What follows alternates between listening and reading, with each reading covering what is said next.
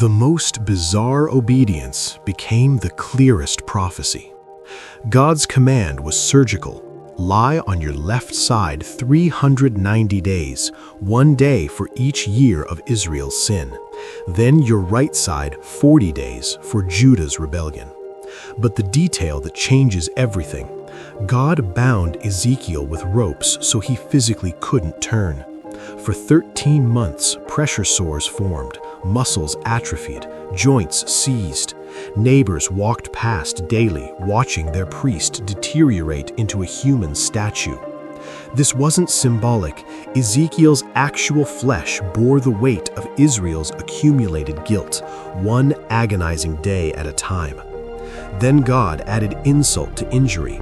Bake your daily bread over human excrement as fuel. For a priest trained in ceremonial purity, this was spiritual suicide. Ezekiel protested. God switched it to cow dung, but kept the humiliation. Every meal became street theater. Watch the priest of God cook his food like a pagan exile. The message was unmistakable. In Babylon, you'll eat defiled bread, far from the temple, far from purity laws, far from everything that makes you mine. The final act escalated. Shave your head and beard with a sword, not a razor, a weapon. For Jewish men, this marked ultimate disgrace. Now divide every hair into thirds. Burn 1/3 while Jerusalem watches.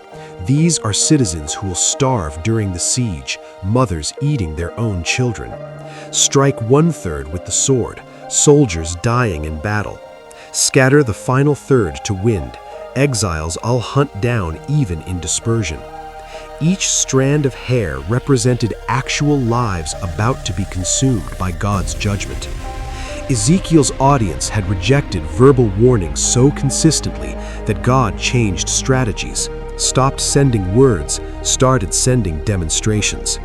A bound priest lying in the street for 13 months wasn't background noise. Every trip to market, every walk to the well, every normal day interrupted by this human warning. Normal is ending. God exhausts every alarm before allowing his people to walk blind into destruction.